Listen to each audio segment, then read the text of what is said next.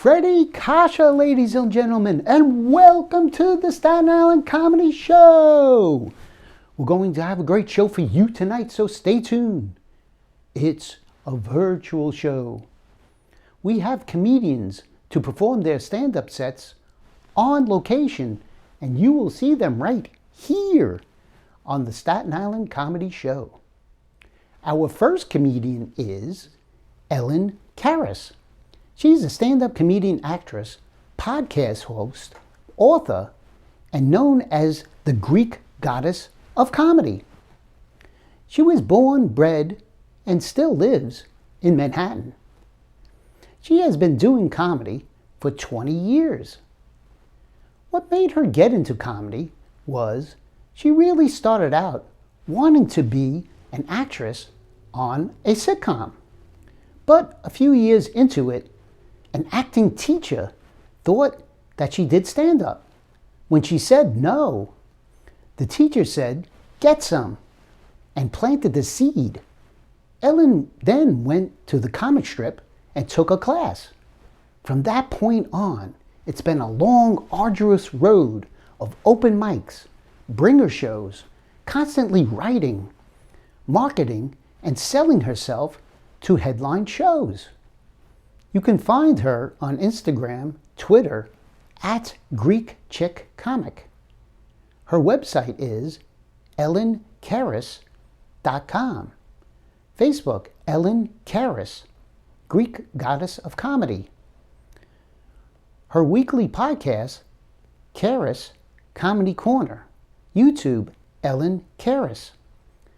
And she's the author of the children's book, Special People, Grandparents of the Orthodox Christian Faith. Our next comedian of the show, Ellen Karis, ladies and gentlemen.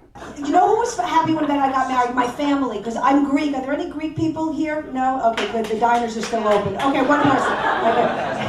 Because my family was very strict with me growing up. I couldn't date in high school, college, after college. And after college, I had to move back home. I had a really serious boyfriend, and I wanted to go away with him. And I told my father. He went ballistic. He was screaming at me, "I don't want you to go. It's not right. What are people going to think?" I don't know, Dad, but we hang our laundry out in the front lawn, so I'm getting the impression we don't really what people think. My father's getting older now, but he used to look like a typical Greek man. He had that jet black hair, those long black sideburns, the cheesy black mustache, and every shirt that he wore had chest hair sticking out of it with the gold chains. I finally realized why when I was a kid and none of the other kids were allowed to come over is because my father looked like a 70s porn star. So, oh, you like that a little too much there. But you know who was happy? My grandmother, Yaya in Greek, my grandmother, 98 years old. 98 years old! I can't even imagine what that's like. I hope I make it to Wednesday. I don't know how you last that long. So she was really happy that I got married. I tell you something, my grandmother to this day is a great cook. The only problem is she shrunk so much she can't reach the stove anymore. And you can see I'm very tiny. I figure by the time I'm 80, I'll be living in my Barbie townhouse. So that'll be... I'm a horrible cook. Me in the kitchen is like Miley Cyrus in the library. It's very confusing. I have no idea what the hell is going on. But she's great. She loves my husband, by the way. She loves my husband. She has a little pet name for him, the Jew. And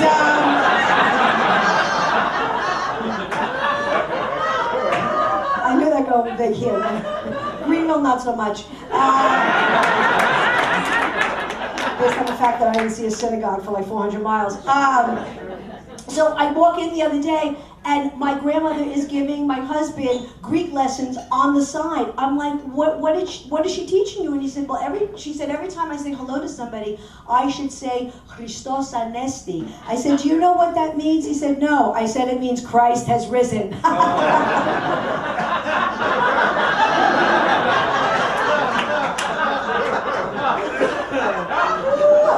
Passover's going to be fun this year. I can't wait. Oh, good. But, you know, folks, I tell you something. I say all these things.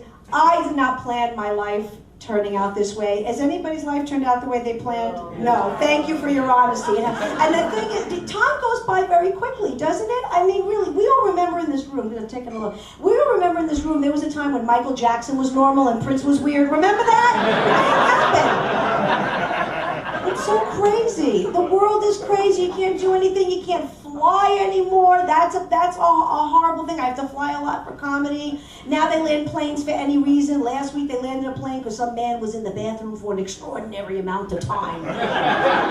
Guys, please save the big poop for the airport, okay? Please, there's enough places to go.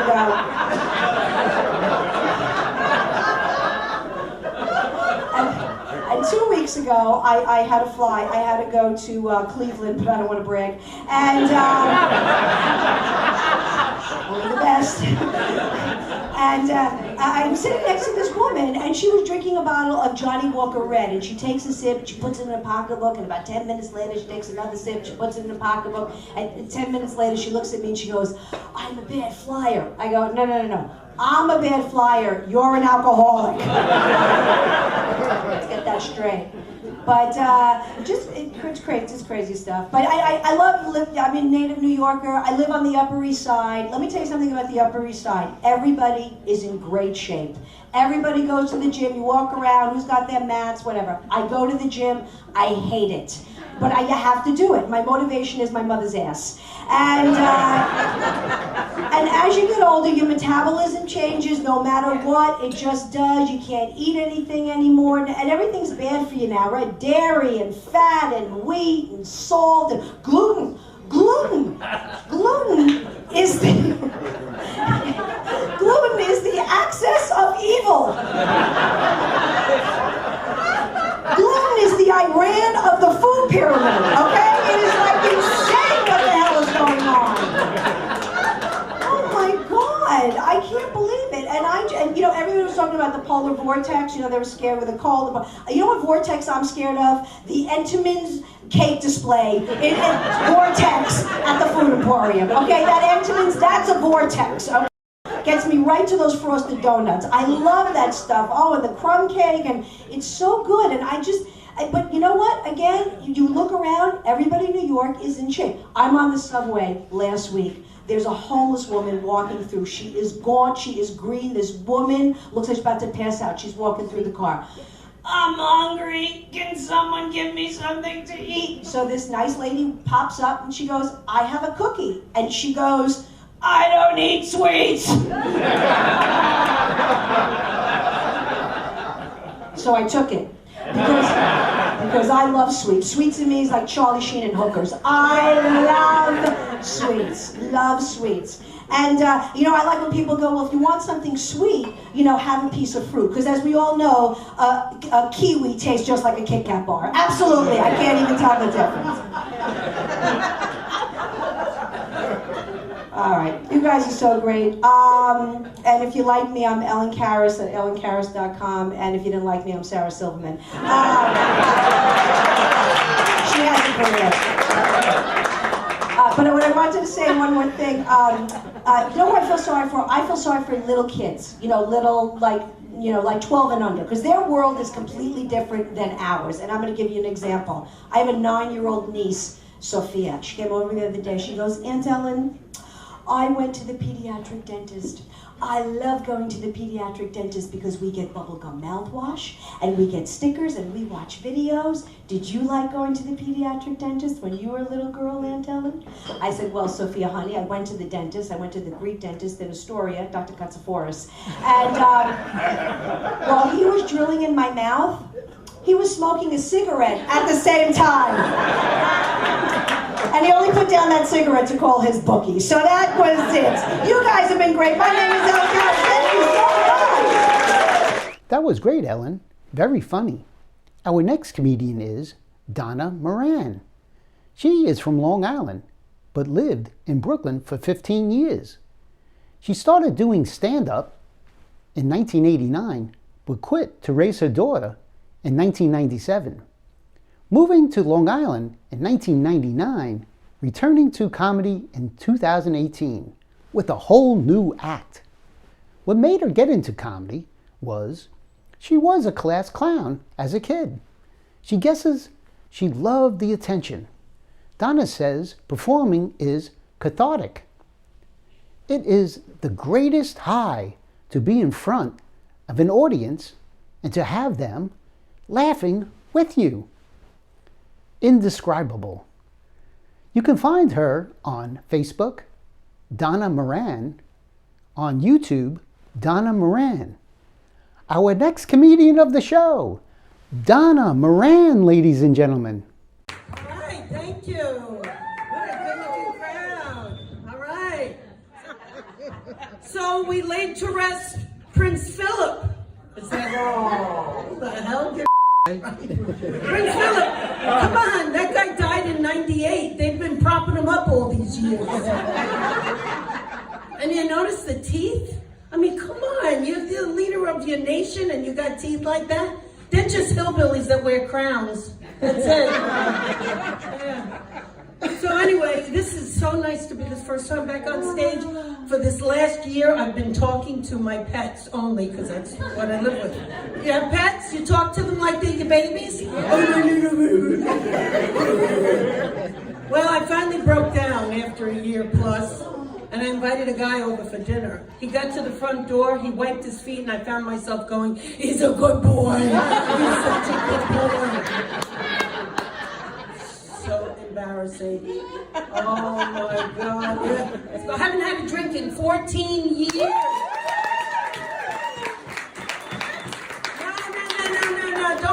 Don't clap. It was court ordered. Hey, this year's been up, am I right? I mean, it makes you want to drink, right? Can you imagine going a year without having a freaking drink? It sucks. And I go to meetings, right? I go to these meetings where I hear things like, let go, let God, one day at a time. I'm like, what is this crap? It's just a nice way of saying I'm not going back to jail. And everybody in recovery is on a journey.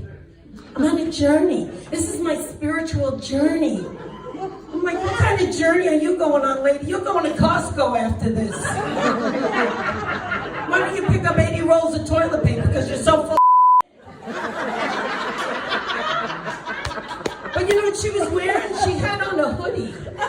She had a hoodie that said spiritual gangster. And I'm like, isn't that an oxymoron, spiritual gangster?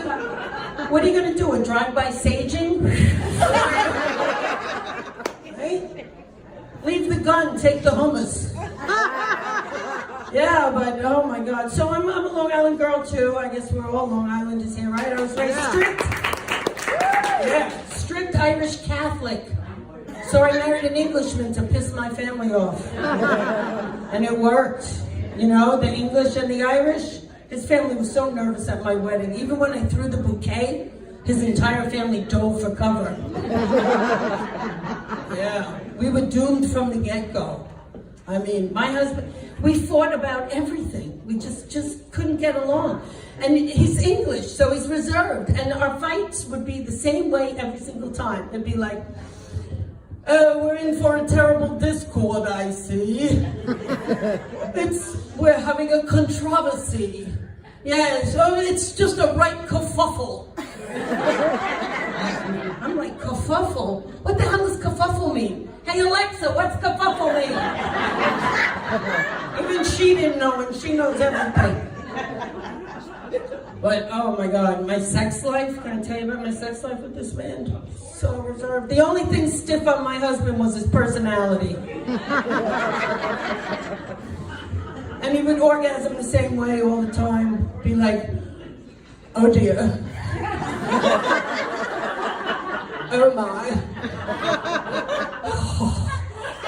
Oh Lord. I'm arriving. I'm like, hurry up and arrive already. I got things to do. Let's go. Oh, the English, they're so boring. You know, to get a rise out of this guy, you know what I used to do? I used to hang 2 lanterns behind the bedpost and run around the room naked, screaming, the British are coming, the British are coming. Well, after all, he was a Minuteman.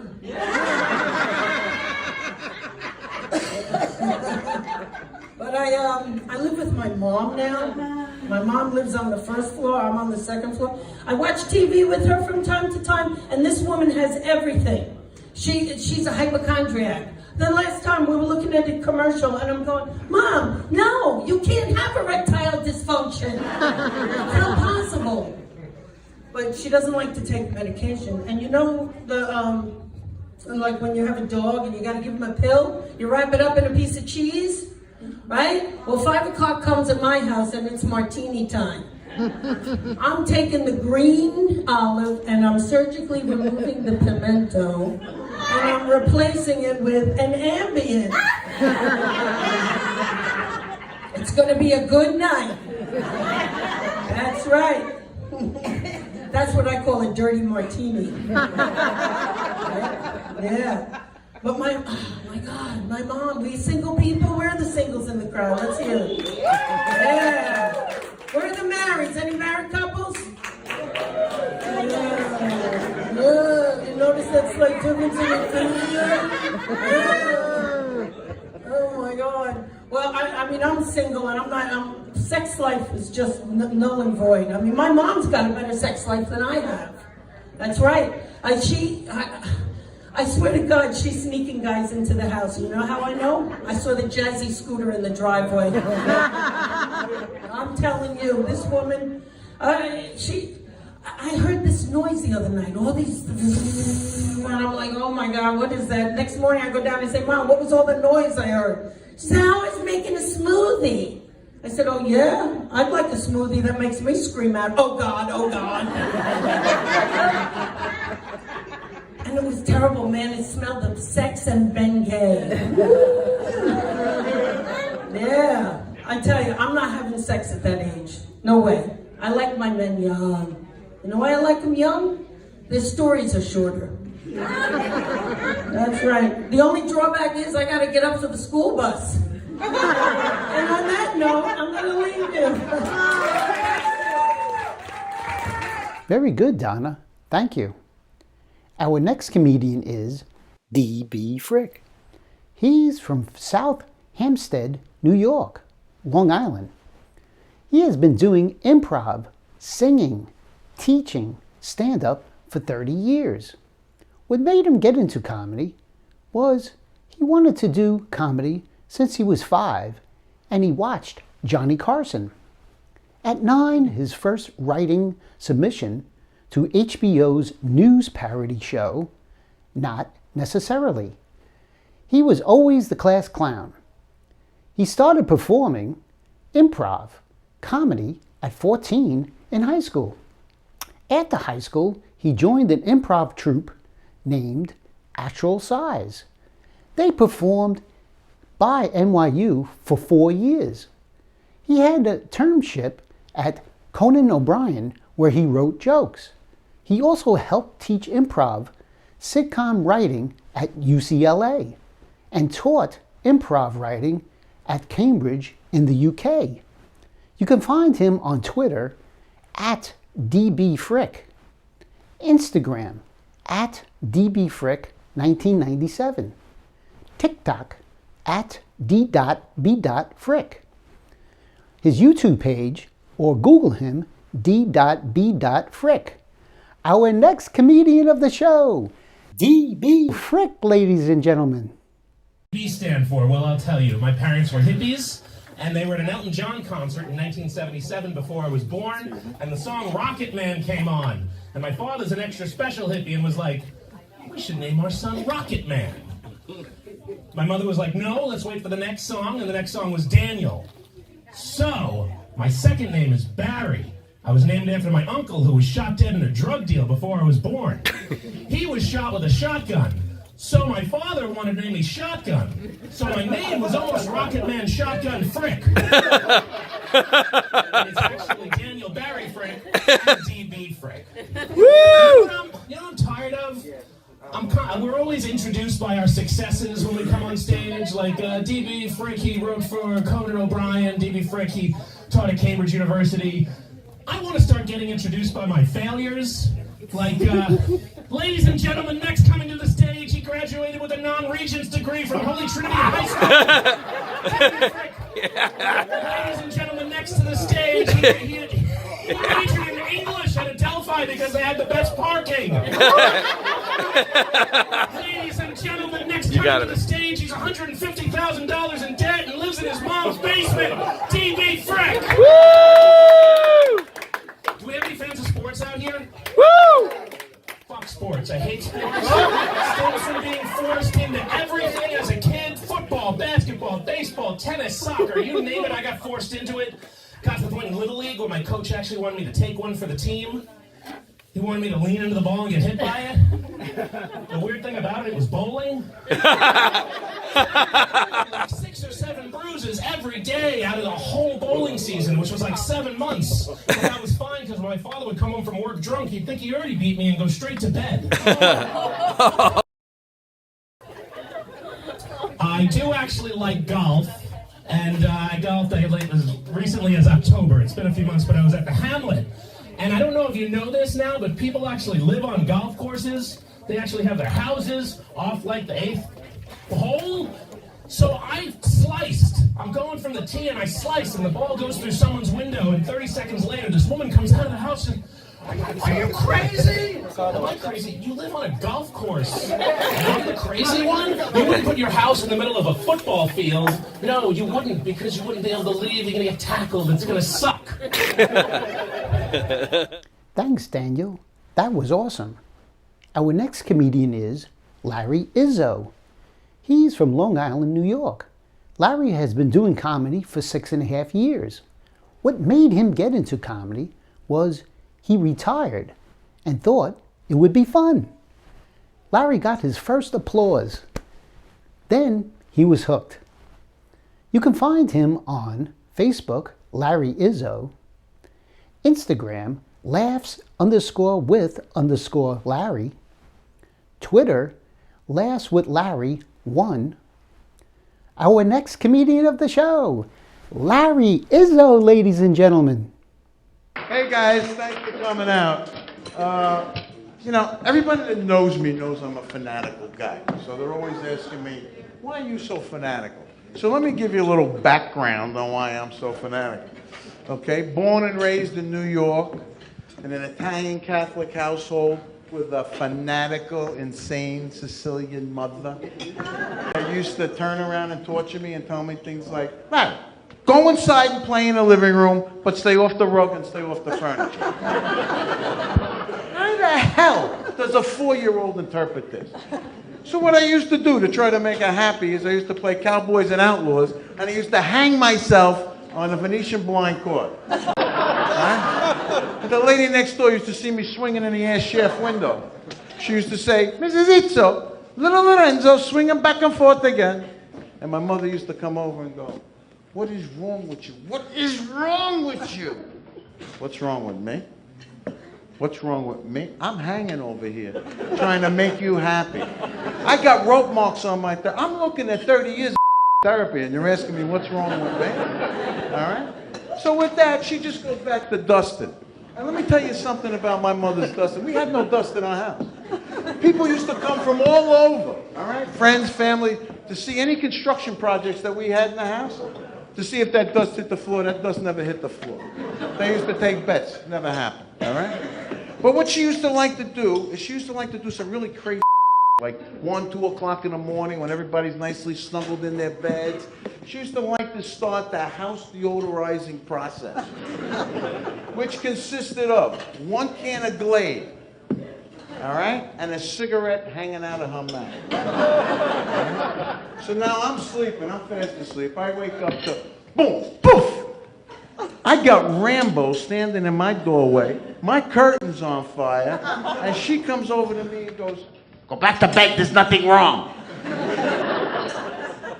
There's nothing wrong. What's wrong with you? You just ignited a whole room over here by lighting a cigarette, right? I says, "I'm smelling like Smokey the Bear just came out of a forest fire, and you're telling me there's nothing wrong." Well, with that, all right, she also liked to do the house arranging situation in early morning hours, all right? So my father, knowing that my father gets up every morning to take a whiz, all right, at 3 o'clock, she just rearranges the furniture. So here comes my father through the rooms, bing, bang.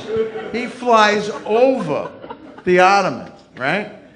He winds up on a coffee table with his face stuck to a soggy, wet Stella D'Oro cookie. And a wedgie up his ass the size of Montana.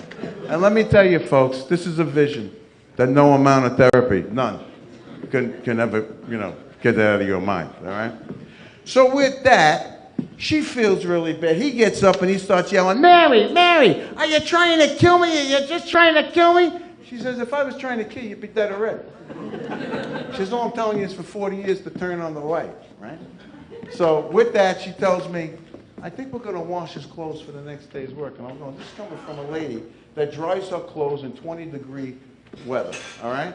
So we used to have to get the hair dryer to open the arms and open the legs. We used to go to school like this.